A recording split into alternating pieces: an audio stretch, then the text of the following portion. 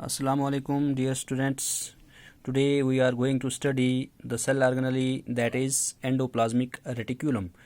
In yesterday's lecture, we have discussed about nucleus and cell membrane, cytoplasm. तो आज का जो हमारा टॉपिक है दैट इज़ एंडोप्लाज्मिक रेटिक्यूलम. हाँ, ये जो सेल ऑर्गेनेली है इसका क्या स्ट्रक्चर होता है, किस तरीके का ये होता है और उसके क्या क्या फंक्शंस हैं, ये हम थोड़ा बहुत इसके बारे में पढ़ेंगे.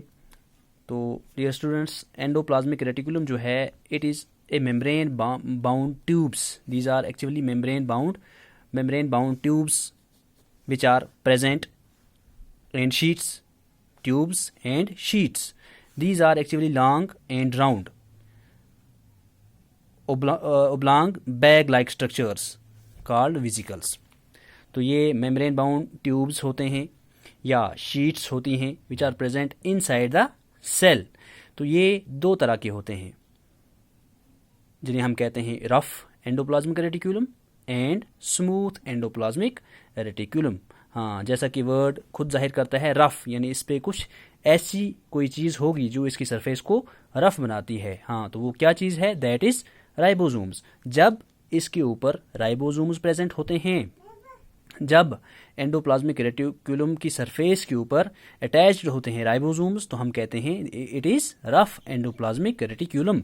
तो इन राइबोसोम्स का क्या काम होता है, these are actually sites of protein manufacture. हाँ, तो यही साइट प्रोटीन मैन्युफैक्चर की जो साइट होती है दैट इज़ राइबोसोम्स. और ये राइबोसोम्स जो होते हैं they are present on rough endoplasmic reticulum या they are present on endoplasmic reticulum, और जिसकी वजह से उसको कहा जाता है रफ एंडोप्लाज्मिक रेटिक्यूलम. हाँ, तो रफ क्यों कहा जाता है, because of ribosomes present on it is surface. तो राइबोसोम्स जो होते हैं what are they are sites of protein synthesis. हाँ, तो यहाँ से क्या होता है, ये प्रोटीन जो है ये फिर कहाँ कहाँ लगता है, ये प्रोटीन जो है it is send to places of need. तो सेल के अंदर कहीं पे भी जब प्रोटीन की ज़रूरत पड़ती है तो ये प्रोटीन फिर वहाँ पे सेंड किया जाता है. हाँ, तो स्मूथ एंडोप्लाज्मिक रेटिक्यूलम का क्या काम है, वो क्या काम देता है, it helps in manufacture of fat. हाँ, तो अब सिंपल सा अगर हम कोई हमें पूछेगा कि रफ एंडोप्लाज्मिक रेटिक्यूलम और स्मूथ एंडोप्लाज्मिक रेटिक्यूलम में क्या फ़र्क है, तो हम पहली बात कहेंगे कि that is presence of ribosomes. हाँ, रफ एंडोप्लाज्मिक रेटिक्यूलम जो होता है उसकी सरफेस के ऊपर राइबोसोम्स प्रेजेंट होते हैं, और स्मूथ एंडोप्लाज्मिक रेटिक्यूलम की सरफेस पे राइबोसोम्स प्रेजेंट नहीं होते हैं. हाँ, तो राइबोसोम्स का क्या काम होता है, ribosomes are the sites of protein synthesis. और स्मूथ एंडोप्लाज्मिक रेटिक्यूलम का क्या काम होता है, it is helps in manufacture of fats. हाँ, तो ये स्मूथ एंडोप्लाज्मिक रेटिक्यूलम जो है it helps in manufacture of fat. हाँ, मॉलिक्यूल्स और लिपिड्स. तो ये लिपिड्स फिर इनका क्या काम होता है, लिपिड्स जो हैं दे बिल्ड सेल मेम्ब्रेन. हाँ, तो इन लिपिड्स से या इन फैट जो है जो मैन्युफैक्चर होता है स्मूथ एंडोप्लाज्मिक रेटिक्यूलम के ऊपर, तो उससे फिर क्या बनता है, सेल मेम्ब्रेन्स बनते हैं. या सेल के अंदर किसी भी जगह फैट की ज़रूरत होती है that is given by smooth endoplasmic reticulum.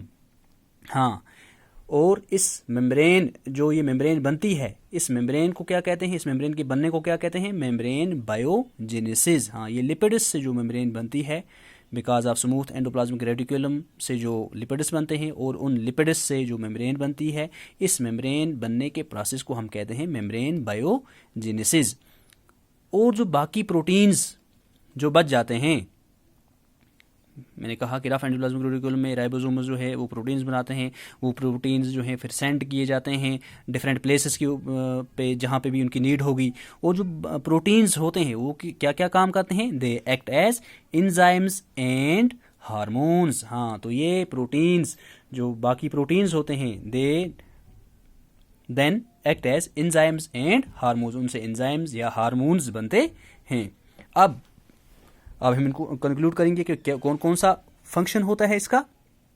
पहली बात कि प्रोटीन सिंथेसिस होती है, दूसरी बात कि helps in manufacture of lipids, और उसके बाद दीज सर्व एज चैनल्स. हाँ, क्योंकि ये जो होते हैं मैंने पहले कहा कि these are tube like structures, tubes and sheets.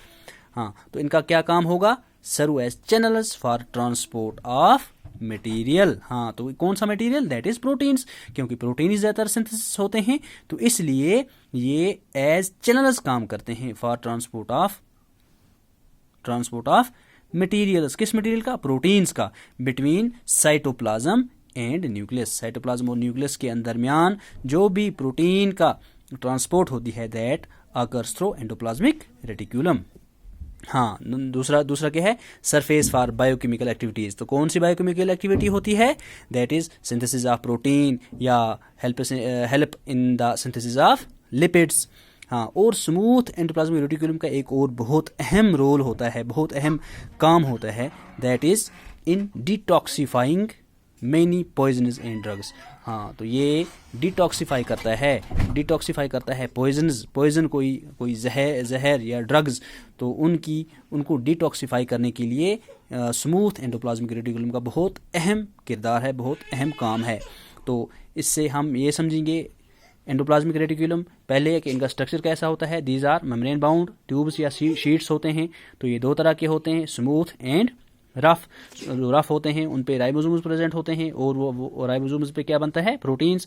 और जो स्मूथ होते हैं, they help in the manufacture of lipids. हाँ, और इनका और क्या क्या काम होता है, सर्व एज चैनल्स, अच्छा सरफेस फॉर बायोकेमिकल एक्टिविटीज़, और स्मूथ एंडोप्लाज्मिक रेटिकुलम का अहम रोल जो है, दैट इज़ इन डिटॉक्सिफाइंग।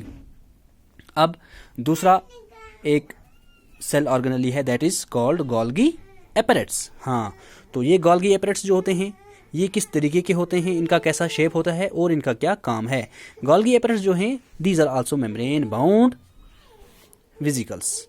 हाँ, तो ये भी क्या है, membrane bound vesicles arranged approximately parallel to each other. हाँ, यानी मेम्ब्रेन बाउंड वेसिकल्स होते हैं, these are arranged parallel to each other, एक दूसरे के पैरेलल होते हैं, and in stacks called cisternae. हाँ, तो इनके स्टैक बने होते हैं, इनके ढेर बने होते हैं, जिन्हें हम कहते हैं सिस्टर्नी। क्या कहते हैं, सिस्टर्नी। हाँ, these are also membrane bound structures vesicles, और ये पैरेलल होते हैं, पैरेलल टू ईच अदर, और अरेंज होते हैं इन स्टैक्स, इन ढेरों में होते हैं, तो जिन्हें हम कहते हैं सिस्टर्नी। हाँ, इनका कनेक्शन होता है किसके साथ, एंडोप्लाज्मिक रेटिकुलम के साथ। These are in connection with endoplasmic reticulum.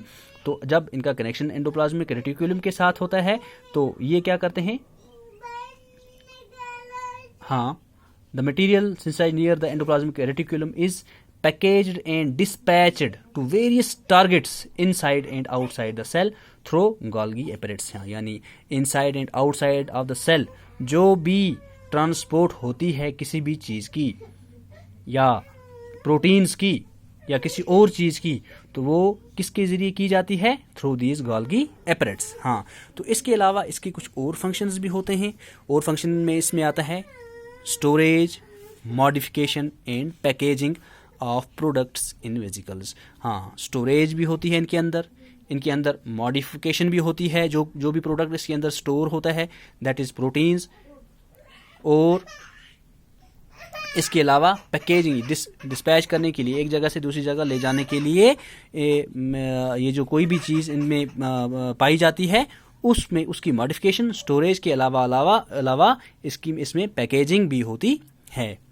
और एक और अहम काम जो गोल्गी एपरेट्स का है, दैट इज़ कि कम्प्लेक्स शुगर्स, जो सिंपल शुगर्स होते हैं उनसे कम्प्लेक्स शुगर जो बनते हैं, that are also formed inside Golgi apparatus. हाँ, कम्प्लेक्स शुगर जो बनते हैं सिंपल शुगर से, they are also formed in Golgi apparatus. हाँ, तो और इसके बाद एक और काम इसका जो है, that is formation of lysosomes. हाँ, तो जो लाइजोसोम्स बनते हैं सेल के अंदर, जिनको हम सुसाइडल बैग्स भी कहते हैं, तो ये लाइजोसोम्स की फॉर्मेशन जो होती है, that also occurs due to help of Golgi apparatus. तो इस तरीके से आज हमने 2 सेल ऑर्गेनेलीज के बारे में पढ़ा। इंशाल्लाह मिलते हैं एक नए लेक्चर के साथ, तब तक के लिए खुदा हाफिज़।